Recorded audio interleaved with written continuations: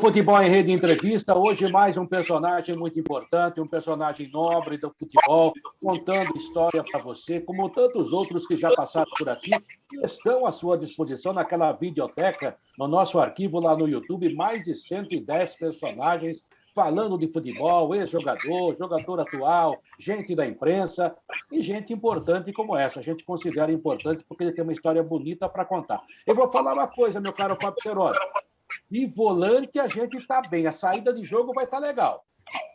E ó, vocês estão vendo na tela, o Claudecir é um menino, ainda 46 anos de idade, Claudecir Aparecido de Aguiar, que jogou com muito brilhantismo no Palmeiras, no São Caetano, jogou no Atlético Mineiro também, na Portuguesa, jogou no Japão. Tem muita coisa legal. Eu convivi bastante com o Claudecir, estou assim de pergunta para ele, mas eu vou dar a honra para você fazer a primeira pergunta para o Claudecir. Eu convivi com o Claudecir no São Caetano, no Palmeiras, principalmente, onde ele teve momentos bons e momentos de muita contusão, infelizmente, mas é um jogador muito acima da média, que hoje jogaria nos maiores times do mundo, né? Claudecir, obrigado por nos atender, é bom revê-lo, né? Você está tão bem, parece que está saindo de campo, cara. A carinha é a mesma, né? Tá tudo bem com você? Conta um pouquinho do que você está fazendo e, desde já, obrigado por nos atender.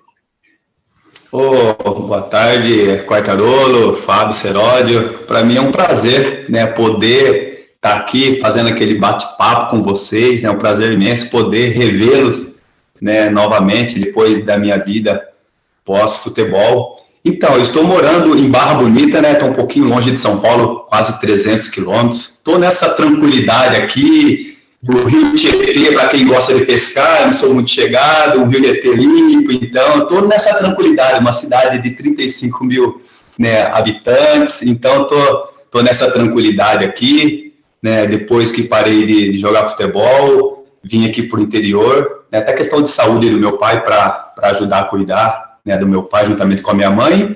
E recentemente, né, eu me formei em Educação Física, licenciatura, onde hoje eu sou licenciado para poder dar aula de Educação Física, né, na escola. Me formei em dezembro, inclusive já substituí, né, vários professores esse ano, assim, uma experiência muito boa, né, aí de poder trabalhar com essas crianças, ajudar na formação também dessas crianças, né, na escola. E estou terminando também Educação Física bacharel, aonde eu vou estar licenciado também para atuar na área, tanto como escolinha de futebol, como na área de personal trainer, e também toda a parte daí da educação física, né, como preparador físico também. Então, depois de praticamente aí, depois dos 40 anos, né, ainda tive aquela força de poder estudar, já que na prática, né, a gente teve, né, bastante dentro do futebol, agora a gente está unindo a prática com, né, a teoria para poder se formar da melhor maneira possível e poder aí, né, quem sabe, dar sequência aí nessa profissão de educação física, que infelizmente não é assim, não é muito valorizado, né? Então eu faço parte hoje dos professores de educação física e quero passar um pouquinho do meu melhor, de tudo aquilo que eu aprendi, tanto para as crianças, né, na área da educação física na escola, e também como a criançada aí no futebol, poder passar um pouquinho daquilo que a gente aprendeu aí dentro de campo. Olha, parabéns, né? Fico muito feliz com essa notícia, porque você é um cara, primeiro que você sempre demonstrou que tem uma ótima cabeça, um cara muito educado e que está procurando o seu caminho depois de parar com o futebol. Isso é muito legal, faz parte da evolução, pode ter certeza disso. Você não vai ganhar dinheiro como o Neymar, principalmente sendo professor, mas que faz parte de uma evolução, faz. Claudecir, quando nós marcamos com o Fred Batalha para conversar com você, eu fiquei pensando, lembrando das coisas que aconteceram, a minha presença com o Claudecir em campo. Eu fui escalado pelo seu Tuta para fazer aquela final do campeonato da Copa João Avelange, no Maracanã, entre São Caetano e Vasco da Gama. No jogo anterior, aquele que deu confusão, eu não fui, mas tinha um cara que era um pé frio, desgraçado, chamado Rogério Assis, e ele foi para o São Januário e caiu o alambrado. Eu queria que você falasse por favor, um pouquinho a respeito daquela passagem tua na final do Campeonato Brasileiro, o que aconteceu em São Januário, o que aconteceu no Maracanã. Por favor, Claudecir. Então, Serolio Quartarolo, assim, foi um momento muito maravilhoso, né, dentro da minha carreira. Até hoje eu encontro torcedor na rua, né, de qualquer time que seja, eles falam, né, que São Caetano, eles lembram, né, daquela final, fala que, né, foi uma injustiça que aconteceu, infelizmente, de tudo aquilo que ocorrido, né, mas assim, foi um momento muito bom, né, a gente fez um brilhante campeonato na Série B, onde a gente teve o direito, né, do vice-campeonato chegar na Copa do Avelange, e conseguimos, né, enfrentar grandes equipes. O São Caetano, naquela oportunidade, era um time desconhecido, né, nós conseguimos passar pelo Palmeiras, aliás, pelo Fluminense, né, naquele jogo lá no Maracanã, que o Ademar fez aquele golaço, empatamos em casa, e depois o Ademar fez aquele golaço, acabamos passando, né, do Fluminense, depois pegamos o Palmeiras, né, na quartas de final, depois pegamos o Grêmio, onde a gente passou pelo Grêmio também, depois fizemos aquela final, né, contra o Vasco. E, por sinal, todas essas partidas, tanto as quartas, oitavas e semifinal, foram partidas emocionantes, partidas onde o São Caetano realmente mostrou, né, que era um time ofensivo, né, um time de jogadores desconhecidos, mas a gente entrava dentro de campo e o Jair Pisserni, né, pega e quer que joga para frente, né, a gente, assim, era um time que tomava gol, mas só que a gente fazia gol também, então era um time que jogava para frente, né, o Jair Pisserni implantava tanto no treinamento, ele fazia com que nos jogos a gente jogasse lá no ataque, e foi isso que aconteceu, né, o São Caetano acabou conquistando o coração, né, de todo torcedor brasileiro, né, nessa etapa final, e infelizmente aconteceu aquele episódio lá em São Januário. Para vocês terem uma ideia, quando nós chegamos lá, não tinha nem segurança para a gente sair do ônibus para entrar no vestiário, então não teve aquele cordão de isolamento, então a torcida do Vasco já começou a fazer essa pressão, né, lá em São Januário. E para vocês terem uma ideia, normalmente quando você chega no estádio, a primeira coisa que o jogador, comissão técnica faz é fazer o reconhecimento do gramado. E nisso, a gente não teve essa oportunidade de fazer o reconhecimento do gramado, porque eles trancaram o portão que dava acesso ao gramado, e para piorar, estava cheio de tinta fresca lá no vestiário, né? Então a gente ficou ali, naquele vestiário apertadinho, cheirando, né, aquela tinta fresca, e não tivemos a oportunidade de fazer o reconhecimento do estádio. Então, fizeram aquela pressão, né, antes do jogo ali, para que o São Caetano fosse intimidado, mas a gente entrou dentro de campo, mostramos um bom futebol, né. Eu até costumo falar para o pessoal, se aquele jogo tivesse acabado, a gente teria grande chance de ter conquistado o título ali, porque o São Caetano estava jogando, a gente estava jogando no ataque, e o Ademar tinha chutado uma bola na trave, e infelizmente, né, por imprudência de algumas pessoas, tinha 5.000 torcedores a mais, e quando o Romário sentiu e foi substituído, e de repente estava tudo favorável para nós, eu falei, agora é para nós, a gente estava pressionando, e o Romário saiu, eu falei, está tudo indicando que é ao nosso favor, e de repente caiu a lembrada, eu lembro como se fosse ontem, eu sou o homem da primeira bola, quando o goleiro bate o tiro de meta, então o Elton se posicionou para bater o tiro de meta, e eu estava me posicionado ali no meio de campo. E quando o Elton foi para chutar a bola, e de repente do lado esquerdo assim, eu vi, né, presenciei essa arquibancada, todo mundo indo para frente, e de repente o Godoy parou o jogo, e ambulância, bombeiro, policiamento, e aqueles torcedores ali dentro de campo, machucados, chorando. E o pior de tudo isso é o final de Eurico Miranda entrando dentro de campo e pedindo para que tirasse os torcedores, porque ele queria recomeçar o jogo, né? Então, quer dizer, foi tudo coisa assim que não era para acontecer. Infelizmente, acabou acontecendo isso, e depois teve aquele outro jogo lá no Maracanã também. Claudicir, é lamentável, né? E ainda tem algumas coisas dessas aqui na América do Sul, né? Esse negócio de pintar vestiário, não ter água quente para tomar banho. Realmente as pessoas acham que isso aí ganha jogo. Mas em alguns momentos, se você pegasse um time como o Vasco da Gama do Eurico Miranda, e o São Caetano, com todo o respeito, não era um time grande, vamos dizer assim. Infelizmente. Exatamente. mas na época estava voando. E era um time que podia ganhar do Vasco, e tanto é que estava levando o jogo.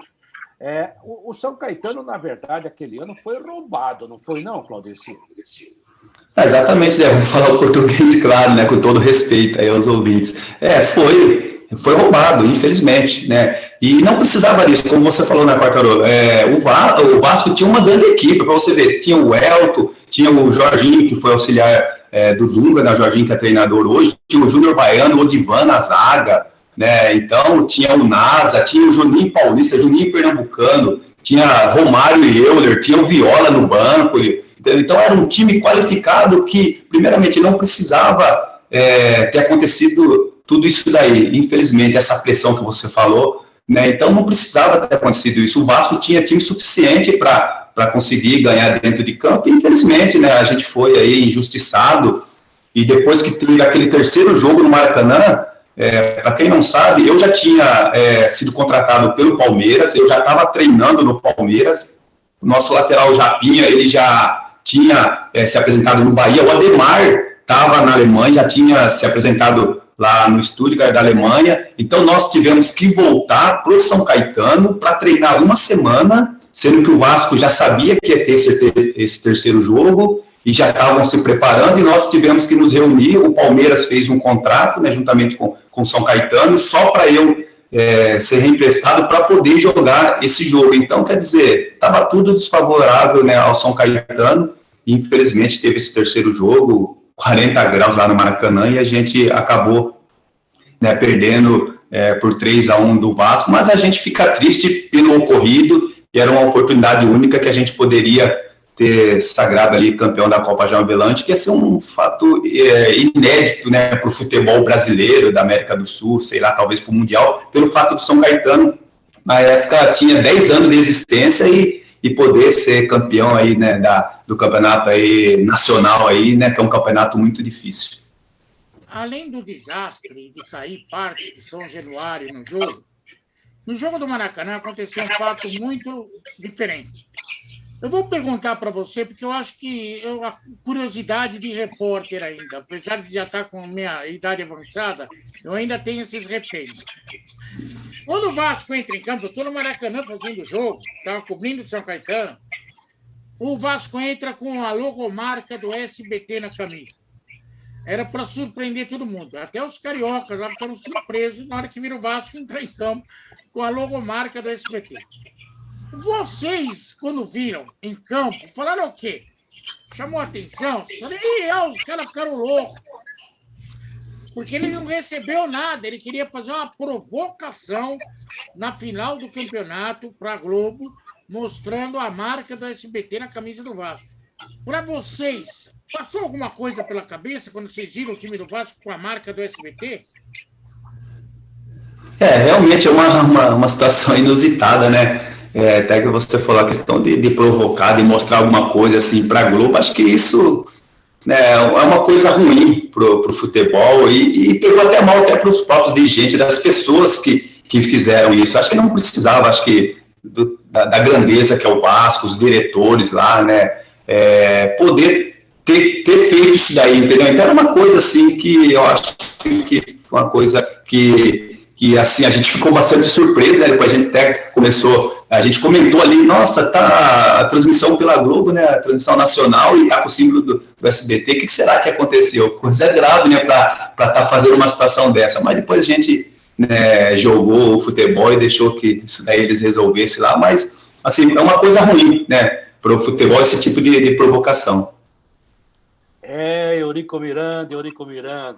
Eu gostei que você falou do Jair Pisserni, porque há muito preconceito contra o Jair Pisserni, esse negócio do pega aí, mas a verdade é que ele era um bom treinador, e todo treinador tem uma maneira de motivar, né? E você falou uma coisa que a gente percebia naquele São Caetano, era um time que marcava pra caramba, né, Claudici? Realmente, Quartarolo, é um time que, né, o Jair Pisserni, ele tinha uma filosofia de jogar...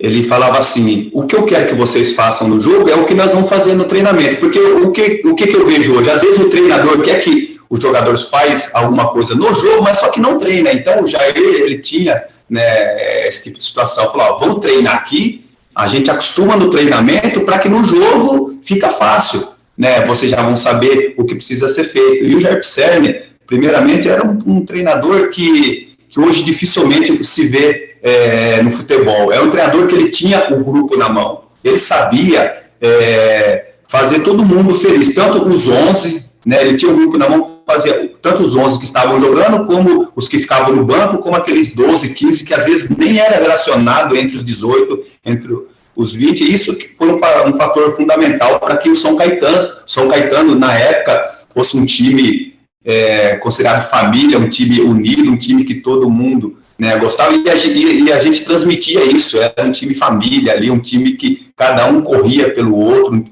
jogadores que tinha, né, uma afinidade ali. Então realmente o Jair Pisserni foi um fator assim preponderante ali para que o São Caetano fosse o São Caetano, né, que marcava forte e também que o forte era ir para o ataque. Foi isso que aconteceu, aquele chute forte do Ademar. Então o Jair Pisserni passava na filosofia, vamos marcar forte, porque uma hora a gente pode ganhar um jogo num chute do Ademar, num cabeceio do Claudecir, num avanço do César pela esquerda, num passe de qualidade do próprio esquerdinha, entendeu? Então o Jair Pisserni aí foi um treinador que ajudou muito, fez com que o São Caetano fosse um São Caetano aí, como se diz, o azulão, um pequeno gigante. Antes de entrar na história do Claudecir no Palmeiras, tem uma pergunta triste aqui para fazer para o meu amigo Claudecir. Você jogou com o Serginho. Eu queria que você falasse um pouquinho do sentimento que você teve quando viu o que aconteceu com o Serginho. Muito triste, né, Seródio? Até esse dia eu estava comentando, né, com o meu irmão Clodoaldo, né, que, assim, foi uma perda muito grande, assim, como se fosse realmente, né, alguém da família. A gente ficou muito sentido, muitos anos, até hoje a gente sente, né, porque a gente convivia com o Serginho ali no dia a dia, um jogador ali muito esforçado, ele era o nosso líder ali praticamente, né, um jogador responsável, um jogador que passava ali coisas boas, um otimismo para nós. Então, assim, foi uma perda muito grande para o futebol, né, brasileiro, principalmente para nós ali. Eu, particularmente, era uma pessoa que estava sempre frequentando, né, a casa dele, e ele frequentava a minha casa. Então, a gente, além de estar no dia a dia ali, né, nos treinamentos, a gente tinha, né, essa aproximação de família ali, fora de campo. Então, foi, assim, uma perda muito grande aí, essa ida do Serginho, e uma ida tão precoce também, né? Claudecir, eu vou dizer uma coisa para você. Até hoje, eu estava atrás daquele gol no Morumbi, e eu digo, né, e com todo o respeito, o Serginho morreu no campo, né? Ele morreu praticamente à nossa frente. Eu fico arrepiado. À minha frente, na frente dos repórteres que ali estavam. Teve um escanteio para o São Paulo, ele caiu aos pés do Grafite. O Grafite, inclusive, achou que ele estava com mãe, até fez assim, depois que percebeu que a coisa era grave, né? Isso. Você sabe que até hoje, quando acontece de um jogador ficar muito parado, quando cai, fica meio desmaiado, assim, cara, aquela imagem me vem à cabeça e eu, sabe, fico esperando o cara se mexer, sabe, porque a gente ficou numa situação, você vive o momento, você é o repórter, você tem que passar a informação, mas também tem um lado humano. Então, a gente ficou meio entorpecido. Nós, da Jovem Pan, na época, Nogueira, Silvério, Flávio Prado, Milton Neves, todo mundo, a gente foi terminar a nossa jornada, era 3 da manhã, né? E ainda com as repercussões que feriam e muito tristes, né? Eu me lembro que cheguei em casa, eu não dormi, eu fiquei parado assim, ó. Caramba, como é que pode acontecer uma coisa dessa, né? E até hoje, isso, quando acontece qualquer choque de cabeça, e hoje tem choque de cabeça todo jogo, né? E, cara, exatamente. Parece que volta de uma forma violenta. Eu fico, sabe, todo, caramba, de novo. E eu, se você não sabe, né? Quem sou eu para indicar jogador? Nunca fui empresário. Mas eu conversei um tempo antes da morte dele com o Juvenal Juvencio. Falava assim, pô, ele era muito brincalhão. Ele gostava de falar assim para mim, né? Quartarolo, temido é destemido. Ele falou assim, pô, preciso contratar um zagueiro. Eu falei, pô, Juvenal, o Serginho joga pra caramba, zagueiro canhoto, forte, né? Isso que você falou, tem uma liderança sobre os demais, liderança natural, nada imposta. Eu falei assim, pô, realmente. Passou uns 15 dias, ele nunca me falou por quê. Mas depois a gente começa a ligar as coisas, assim, o Quartarolo não vai poder contratar o Serginho, parece que tem um probleminha. Vocês já sabiam que ele tinha um certo problema de coração?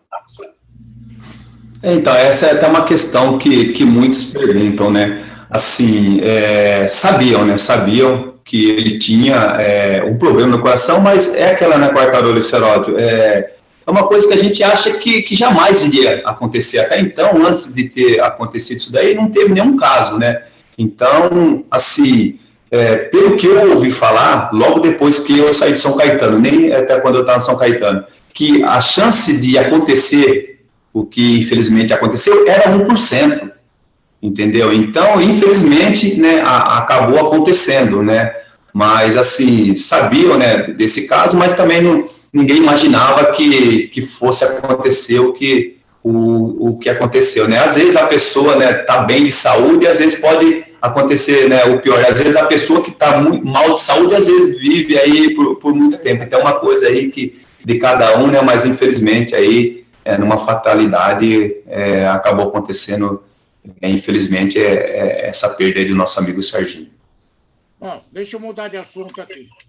Dia 22 de novembro de 2003. Por causa do Claudecir e do Palmeiras, o gordo aqui teve que ir para Garanhuns, que é a terra onde nasceu o ex-presidente Lula.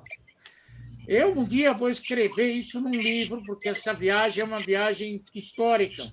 Eu fui de Recife até Garanhuns de ônibus com fuso horário, porque eu tinha um cara que trabalhava na Jovem Pan, que gostava tudo nos seus mínimos detalhes, mas esqueceu que tinha fuso horário naquela época. O Antônio.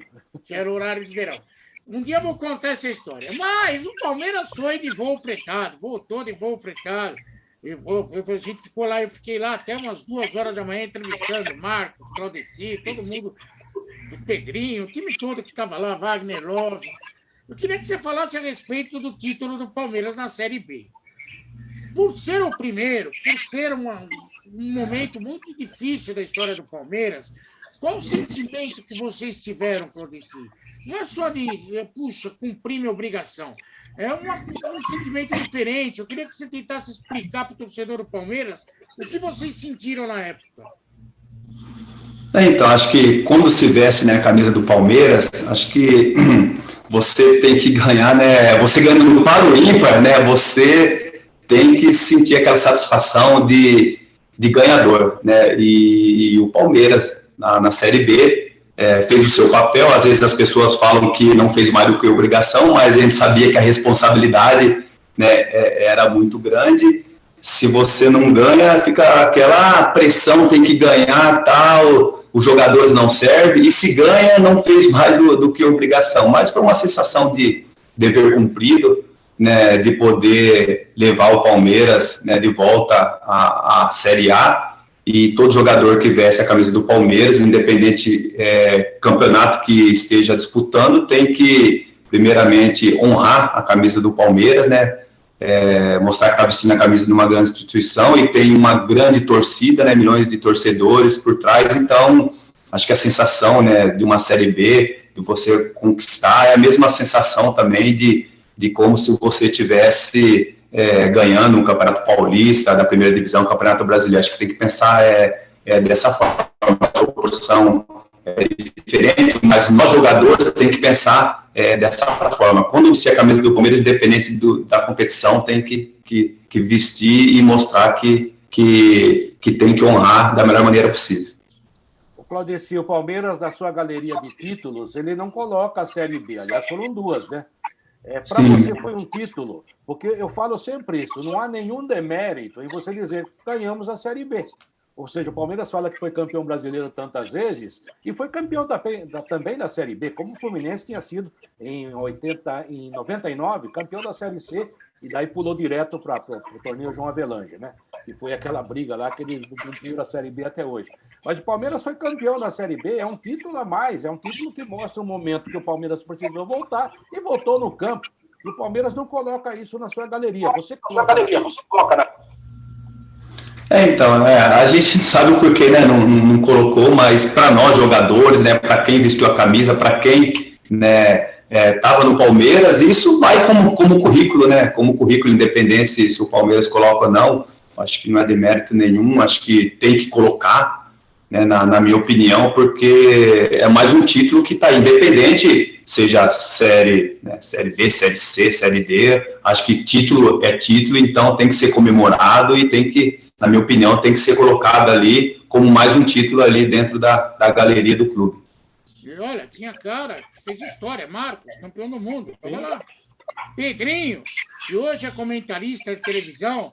Na época, os caras pegavam no pé dele que se machucava pra caramba, também estava lá. Baiano, que jogou no Santos, no Boca, estava lá. Zinho, campeão do mundo com a seleção brasileira, estava lá. Puxa, Claudecir, estava lá. Tem um monte. Wagner Love, que hoje está no Esporte Clube do Recife, estava lá. Lúcio, que jogou lá, jogou no São Paulo, estava lá.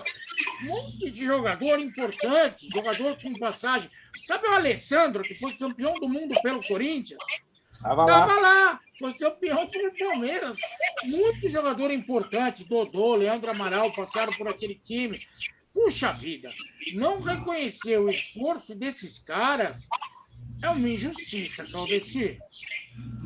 Exatamente, né? Nomes aí você viu, até pentacampeão mundial. Acho que poderia, né, rever isso daí e poder fazer esse reconhecimento, né, nessa hora do Quartarolo, porque são jogadores aí que fizeram história dentro do futebol brasileiro e também deram o máximo de si para que pudesse fazer com que o Palmeiras conquistasse, né, esse título. Então, eles poderiam, assim, na minha opinião, estar revendo isso daí e poder estar colocando isso daí na galeria aí de títulos do Palmeiras. Foi nesse ano que o Vanderlei Luxemburgo só dirigiu o time num jogo? Depois foi para o Cruzeiro? Isso, o time, né, isso, exatamente, o Luxemburgo dirigiu, acho que não sei quantos jogos foram, e depois ele acabou, né, saindo e acabou indo para o Cruzeiro. Vocês viram como essa... Muita gente acha que... Depois o Vanderlei até voltou, foi campeão, mas na época falava, traidor, foi trabalhar no Cruzeiro, daí ganhou tudo também no Cruzeiro, né? Mas para vocês, jogadores, realmente foi uma surpresa de última hora, porque ele começou um trabalho visando a volta do Palmeiras, né? Exatamente, ele iniciou um trabalho ali, depois acabou, né, não concretizando e pegou realmente todos nós ali, né, de surpresa, porque é uma coisa que dificilmente a gente achava que fosse acontecer, né, naquele momento. Na verdade, eu acho que está fazendo confusão. Foi no ano anterior, né, que ele saiu, 2003 mesmo, né? Isso, no começo de 2003, isso. E até que eu acho que no começo, na saída dele, quem ficou foi o preparador de goleiros, que depois virou técnico também. Depois eu acho que veio o Levir Coupe, né? Isso, depois veio o Levir Coupe, isso, exatamente. Subiu. Aí já na época do Levir eu já cobri o Palmeiras, porque o titular do Palmeiras, que é um certo amigo meu, mudou de clube. Aí eu fiquei no Palmeiras. Claudecir, desculpa. Deixa eu só fazer uma brincadeira aqui com você. Você foi jogar no Japão. Exato. E aí? No Japão também tinha terremoto, como tinha com a torcida do Palmeiras? Nossa, tinha terremoto lá?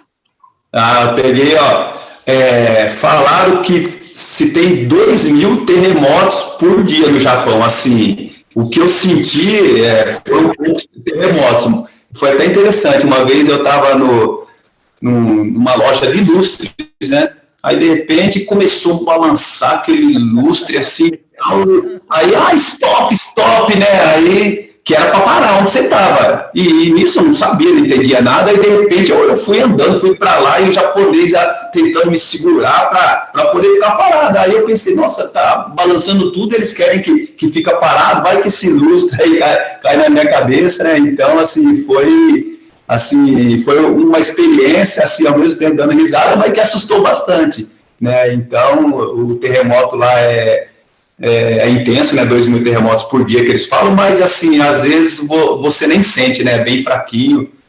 Nesse tempo que eu fiquei lá, nessa temporada que eu fiquei lá no Kashima, acho que eu peguei só 3 terremotos, assim, que eu consegui sentir, né? Mas foi tranquilo, né? Lá estão preparados para esse tipo de situação, né? Então, foi tranquilo. Isso aí, né, Seródio? É um tremorzinho só para eles, né? Mas para a gente que não vive, eu já contei essa história aqui, estou sendo repetitivo para o Seródio, que já conhece, Mas no Mundial do Corinthians, no Mundial do Santos, 2011, depois 2012 com o Corinthians, eu fui escalado pela Jovem Pan para cobrir o Mundial. Teve um dia de manhã que eu estava fazendo um boletim lá, minha cadeira ia para frente, para trás e balançava também o lustre no quarto, né? E lá era noite, aqui era manhã, eu estava no Jornal da Manhã. Aí eu olhava assim e falei, caramba, será que eu bebi alguma coisa e não sei, caramba? Aí liguei a TV, que a primeira coisa lá que manda é ligar a TV, embora a gente não conheça nada, não entenda nada, né? Mas aí estava lá, terremoto, aquela coisa toda, que tinha sido a 500 mil quilômetros e o reflexo era ali, onde eu estava em Yokohama, né? E aí senti também uma vez na Cidade do México, aliás, 2 vezes na Cidade do México, mas daí quando você fala com as pessoas, eles falam, não, isso aqui é normal, é um tremorzinho. Normal para eles, né, Cláudio? Para a gente, realmente, eu vou falar para você, assusta. Mas já eu conheço bem o meu amigo Fábio Seródio, ele vai querer que você escale o time que você jogou no Japão. Então, vamos pensando aí, e eu vou fazer uma outra pergunta. Me permita só voltar ao São Caetano, que foi o seu grande momento, e queria que você falasse também a sua passagem no Palmeiras, mas sobre o São Caetano ainda. A gente sabia na época, e você também, que quem bancava mesmo o São Caetano era a Casas Bahia. O Saul Klein, né? E o Nairo era o presidente, né? O preposto dele, ou coisa assim, era um presidente, e tocava o clube. Você chegou a ter contato com a família Klein, aquela coisa toda? Hoje tem tanta denúncia contra o Saul, principalmente, infelizmente. Não vou entrar no mérito, não sei o que aconteceu, mas você chegou a ter contato com eles diretamente ou realmente o dinheiro vinha através do Nairo? Então, assim, a gente via pouco, né, o Saul. Nesse todo o tempo que eu fiquei lá, né, ele apareceu 2 vezes, a gente teve a oportunidade de ver ele 2 vezes, né, numa reunião, chegou lá cheio de segurança, a gente nem sabia quem era, daqui a pouco chega 2 seguranças, entra na sala, né, o Jair Pisserni estava fazendo uma palestra lá, conversando, de repente chega 2 homens fortes ali, entra na sala, a gente não está entendendo nada, daqui a pouco chega um homem brancão lá, daqui a pouco chega mais 2 seguranças e fica na porta. Depois que foram falar que era, né, o Samuel, né, o Saul Klein, que ia lá bater um papo com a gente, né, uma pessoa espetacular, uma pessoa, né, bastante simples, né, então a gente teve contato, assim, pessoalmente 2 vezes, né, então uma pessoa que ajudou muito, né, através da Casa Bahia, né, a Consul, que fez com que o São Caetano realmente tivesse uma estrutura que teve, né, para vocês terem uma ideia, até antes do São Caetano chegar na Copa João Avelange, ele já tinha um projeto de aumentar a arquibancada e já para ter a quantidade de torcedores para que no campeonato, que o São Caetano chegasse no Campeonato Brasileiro, já pudesse mandar os jogos em casa. Então, já tinha uma administração muito boa, uma pessoa ali que administrou muito bem São Caetano, que ajudou muito, né, ali para que o São Caetano tivesse aquela estrutura. E também vale lembrar que o prefeito, né, o finado Tortorelli, também foi uma pessoa fundamental, né, essa parceria que deu certo, Tortorelli, né, a prefeitura de São Caetano, juntamente com o Saul, né, Casas Bahia. Então ali foi um momento muito bom ali, em termos de parceria, para que o São Caetano chegasse aonde chegou. Mas eu quero avacalhar um pouco essa conversa aqui, senão vai parecer que é coisa séria. Claudeci, quando você jogava no Palmeiras, comparava você com César Sampaio. Você dava passe, entregava a bola no pé. Aí eu tenho que perguntar, no Japão, o técnico falava assim, Claudeci, você tem que jogar a bola no pé do Nakamura. Mas aí se olhava, só tinha Nakamura. Pois é, né, Seródio? Pois é, né, Seródio? No Palmeiras, né? Bom você ter lembrado aí, e o Sampaio foi uma pessoa que eu sempre me espelhei, né, quando eu era criança, e depois chegar no Palmeiras e ser comparado, né, ao César Sampaio, para mim foi uma coisa muito boa. E quando eu cheguei lá no Japão, ó, tem que passar por Nakamura, não sei para quem. Não, tudo bem, eu tenho que passar por ele, mas primeiro eu preciso saber quem que é, porque se eu olhava lá, parecia que era todo mundo igual. Então, você chegava no vestiário, você cumprimentava o Raio Gozemasta, bom dia. Aí daqui a pouco o outro veio e cumprimenta e fala, mas será que esse daí já não me cumprimentou, já não falou bom dia? Então era tudo igual, entendeu? Aí falava o nome, Nakamura, isso, aquilo, mas só que você ficava boiando, né? Você não sabia quem que era, tudo igual, e os nomes tudo difícil também, né? Então tinha isso daí. só Seródio. Você está afim de falar do Japão, mas vou falar do Palmeiras agora. Mas que era chato. Não, vamos cortar. A gente não se entende aqui, viu, Claudeci? Eu sou padrinho de casamento dele e até hoje não me entendi com ele. Ele é meu amor, é minha vida. Um grande amigo de mais de 30 anos.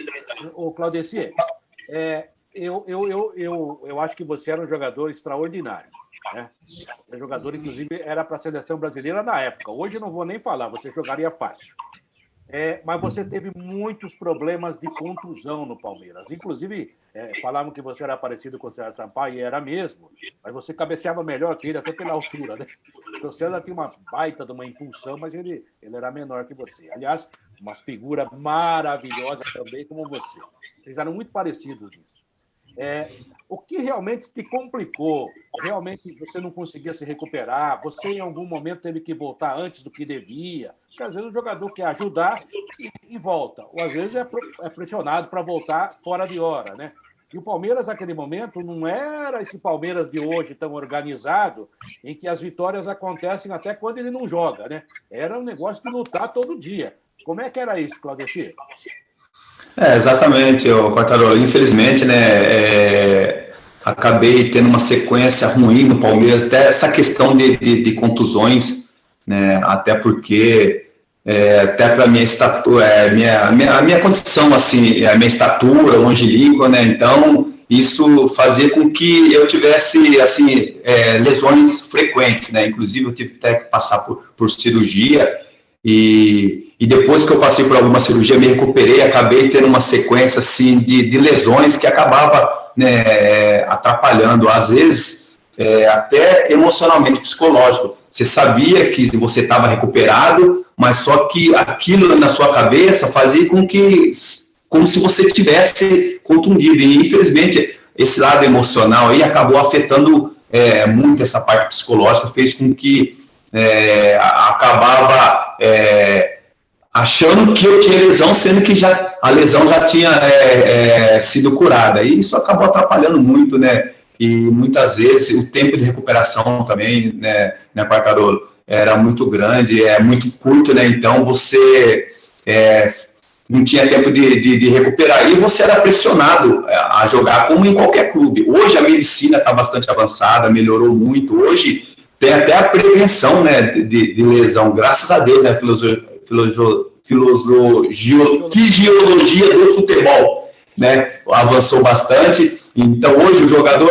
Você sabe falar isso. Isso, Vamos supor, daqui no quarto jogo, você vai ficar de fora, como acontece hoje, Dudu, no jogo contra o time tal, você vai ficar de fora, porque você vai ser poupado, porque futuramente você pode ter uma lesão. Então, hoje, a medicina, graças a Deus, como eu falei, tão avançada, que hoje dá para fazer essa prevenção. E hoje já tem trabalho específico, né, tanto na academia, né, para você recuperar melhor. Hoje os equipamentos são mais avançados. A estrutura do futebol hoje, ela melhorou bastante, né? Então, graças a isso daí, hoje, você vê os jogadores que recuperam até bem antes do tempo, né?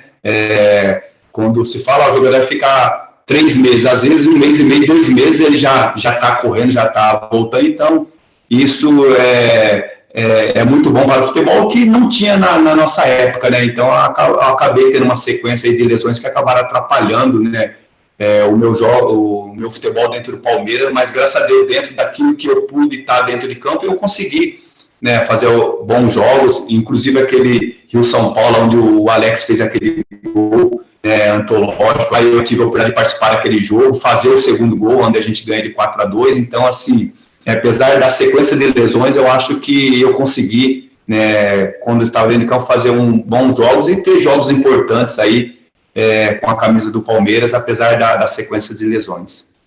Você não foi feliz no Atlético Mineiro, Claudeci? Então, assim, na verdade, até essa história do Atlético Mineiro, né, Seródio, eu fui contratado pelo Atlético Mineiro. Muitas pessoas me perguntam. Hoje, consta que eu estive no Atlético Mineiro, mas quando eu fui assinar o contrato, aí, por essas lesões que eu tive anteriormente, eu acabei não assinando o contrato. Já estava tudo certo, já estava na imprensa que eu era jogador do Atlético Mineiro, tanto é quando puxa hoje consta lá, mas só que na hora de assinar o contrato acabou acusando, né, uma lesão crônica que eu tinha no joelho e acabei não assinando, né, no Atlético Mineiro. Mas eu fiquei ali uma semana ali fazendo exame médico e só faltou mesmo concretizar esse contrato e poder vestir a camisa do Atlético Mineiro, que infelizmente acabei não vestindo, que a camisa de uma grande equipe também do futebol brasileiro. Mas ficou mágoa? Oi, não entendi. Ficou mágoa, porque ficou uma situação, você seguiu carreira, você continuou jogando. Isso, não ficou mágoa, né, porque eu sabia, né, que tinha essa lesão, mas eu queria, né, ter assinado o contrato, eu sabia que em poucos tempos eu estaria recuperado e poderia ter vestido a camisa do Atlético Mineiro, né, da melhor maneira possível, mas só que você sabe, né, o futebol às vezes eles querem para ontem, né, e às vezes eles não querem esperar, né, e aquela pressão tudo e infelizmente foi uma coisa que passou, mas foi tudo tranquilo. Claudeci, já estamos caminhando para encerrar a entrevista, é um bate-papo, na verdade. Você Sim. olha para o futebol hoje de que maneira? Evoluiu o quê? Você já falou da fisiologia, que eu também concordo. A medicina esportiva do Brasil é igual ao dentista no Brasil. Só tem um dentista igual ao nosso no mundo, que é o canadense, né? O dentista do Brasil é fantástico. E a medicina esportiva do Brasil também está entre as melhores, se não a melhor do mundo. Isso evoluiu maravilhosamente bem. E dentro do campo, Claudeci, o que você achou? Melhorou ou evoluiu? Então, acho que, né, às vezes a gente nem gosta de comentar isso, né? A estrutura melhorou, a medicina melhorou, tudo melhorou no futebol. Infelizmente, é o que eu acho, a minha opinião. Só o futebol que eu acho que o nível técnico caiu muito, né? Eu acho que os jogadores de antigamente tinham mais qualidade do que jogadores de hoje, não generalizando, mas você vê hoje, tem jogadores que, infelizmente, não têm qualidade técnica de estar vestindo camisa de certas equipes grandes do futebol brasileiro, não digo nem do futebol paulista, do futebol brasileiro. E não tem aquela identificação também como tinha os outros jogadores, né? Eu acho que só faltou isso daí, evoluir um pouquinho a parte técnica, né, os jogadores. Acho que hoje, infelizmente, a minha opinião, o futebol não tem aquele jogador que você fala, esse jogador vai fazer a diferença, esse jogador é para vestir a camisa de time grande. Infelizmente, as contratações hoje são contratações assim que, às vezes, o jogador não merece, não generalizando, algum jogador não merece estar vestindo a camisa de grandes equipes. E tem jogadores que estão em equipes de menos expressão que merecia tá numa equipe aí de maior expressão até pela qualidade. Precisa melhorar um pouquinho a parte técnica aí do jogador do futebol brasileiro. Essa é a minha opinião. Concordo. Para encerrar da minha parte, Quartarolo, e para não deixar um vazio no programa, porque isso já é uma tradição, eu vou pedir para o professor de Educação Física, Claudecir, escalar o time do Kashima de 1 a 11 quando ele jogava lá. Vai. Ó, eu vou escalar aqui, eu vou falar do técnico, que é o Toninho Cerezo, né, que vocês conhecem. Aí vou falar do Fernando, que jogava do meu lado, que era o volante, né? Do Nakata, que era o meia, e vou falar do filho do vento, que é o Euler, que era o atacante. Nakata é amortecedor, não tem nada a ver com o futebol, não é jogador. Isso. Então, assim, ó, conheço 3, o resto era tudo japonês. Pronto. Isso, é verdade. O Claudecir, Fernando e o treinador Toninho Cerezo, então é isso daí que eu conhecia lá. Eu acho que devia dar o troco nele, viu, Claudecir? Falar assim pro Cerotti. Bom, jogava eu, Nakamura, tudo Nakamura. Tudo igual, né, Quartarolo? Se eu o Neves, assim, Mitsubishi, Honda, Toyota, ele inventa cada Mas é um país maravilhoso que eu amei quando fui lá, não vivi lá, né? Deve ter problema também, mas aquilo que eu falo, tem problema no mundo inteiro, só que em alguns lugares os problemas são resolvidos mais rapidamente, o crime é combatido mais rapidamente, com lei mais forte, isso faz parte. Você falou um cara aí, rapaz, que eu adorava também, adoro, gente maravilhosa, chamado Toninho Cerezo. Aliás, o Claudecir, você jogando era parecido com ele, viu? Você, sabe, esguio, né? Aquelas passadas longas. Conta corrente era igual também, viu? Oi? A conta corrente era igual também. Também. Agora, no dia a dia, que ele foi um jogador extraordinário, né? Não, o Toninho Cereza foi um grande jogador de futebol, né, brasileiro, jogou na seleção, campeão, né, nos clubes que passou, e para mim foi uma honra, né, ter jogado, ter sido treinado por ele. E a comparação que você falou, algumas pessoas também me compararam que eu tinha mais ou menos, né, o mesmo estilo do Toninho Cereza, né? Então isso é legal ser comparado com grandes, né, jogadores que marcaram a época aí do futebol brasileiro, e foi uma experiência muito boa, né, no Japão, um país sério, né, um país de primeiro mundo, o japonês, uma educação, o respeito lá, né, o Kashima Antlers, uma equipe, né, de ponta, que o Zico, né, o galinho de ouro que revolucionou lá o futebol japonês, principalmente o Kashima. Então fui bem recebido lá, é um país que eu gosto muito, né, tive a oportunidade de voltar 2 vezes depois que eu joguei lá, então é um país muito, muito legal. Olha, só uma coisinha aí sobre isso, o Seródio, é que às vezes os ex-jogadores, de vez em quando, eles batem bola com os jogadores da véspera de jogo, que a gente falava rachão, né? E um dia o Magrão, que jogou no São Caetano, falou assim, alguém tá falando do Mário Sérgio, falecido Mário Sérgio, que jogava demais. Eu falei assim, pô, Mário Sérgio eu vi que jogava demais, era genial. Falou, eu sei, de vez em quando ele batia a bola lá no São Caetano com a gente, era sacanagem. O Cerezo batia a bola com vocês lá também ou não? Sim, tinha um rachão lá, Inclusive, teve um jogo também, o Seródio Quartarolo, que foi em comemoração dos 50 anos do Kashima, né, que foram os ex-jogadores brasileiros que jogaram no Kashima contra o time atual lá do Kashima, e entrou a comissão técnica, né, o Cerezo jogou. Para mim foi uma honra ter jogado esse jogo de festa ao lado do Cerezo, batendo o fino da bola, e foi muito legal. E ele fazia jogos com a comissão técnica lá também, realmente era diferenciado. Como se diz, jogava de terno. Verdade. Muito.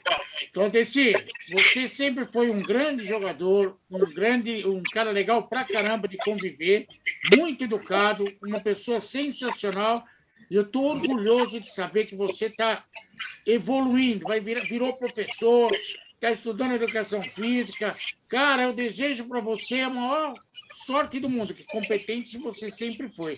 Muito obrigado, cara, por ter atendido a gente. Um beijo no teu coração.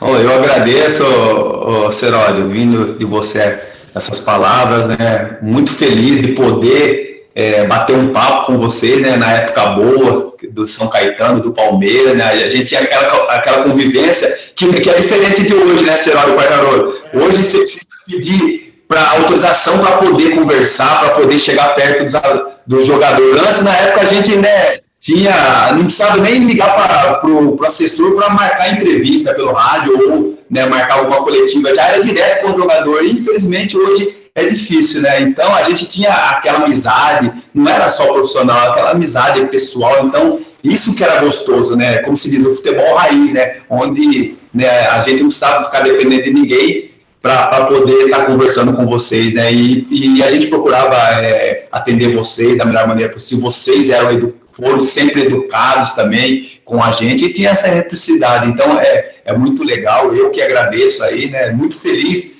de poder, né, estar conversando com vocês, de ser lembrado, né? E isso graças ao que a gente plantou lá atrás, né? E a gente colhe agora, né? Mesmo pós-futebol, fora das 4 linhas. É uma satisfação muito grande estar falando com você, Fábio Seródio, Quartarolo. Fiquei realmente muito feliz mesmo de coração.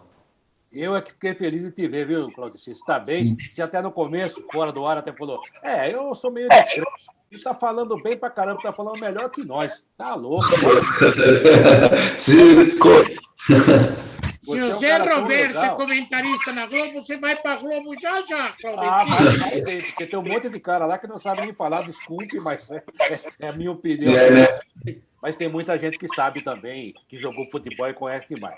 Mas a verdade é que o Claudio, você tá solto, vai ser um bom professor, só que... Obrigado. Vou falar uma coisa para você, viu? Nesse país, não é igual ao Japão. Aqui, professor parece que está amaldiçoado, né? Que tinha que ser a base de tudo, a família, o professor. Mas você está num caminho legal, você quer ajudar as pessoas, devolver um pouquinho daquilo que a sociedade te deu, e, claro, não ser do seu talento que você conseguiu. Cara, assim como o Seródio falou, também fiquei muito feliz de te ver e saber das suas projeções, das suas propostas. E olha, conta com a gente, né? E você falou da nossa vida antigamente, das entrevistas, né? A gente era meio chato que entrevistava, perguntava, mas a gente tinha uma amizade, um carinho, né? Fantástico e Realmente. E outra coisa, né? Hoje em dia tudo é notícia. Na época a gente sabia da vida do jogador, o jogador sabia da nossa vida e não era informação, era coisa de amigo, né? Era diferente. Claudeci, que Deus te ajude muito, que você realmente seja muito feliz nessa sua nova empreitada, que você se torne um grande preparador físico, se torne um treinador, que já está no caminho, né? E realmente você tem muito a dar e muito a ensinar, tá bom? Um abração, cara. Obrigado, viu? Eu que agradeço. Um abração, Quartarolo, Seródio. Prazerzão. Valeu. Deus abençoe vocês. Um beijão no coração de cada um. Obrigado. Você também. Um abração, que você seja muito feliz e a nossa torcida. Seródio, um abraço a você, um abraço mais uma vez ao Claudecir. Mais um grande personagem passando conosco aqui no Futebol em Rede Entrevista, um nobre convidado, falando da vida, contando histórias. E aqui, quem tem história sempre pode contar. Até a próxima, gente.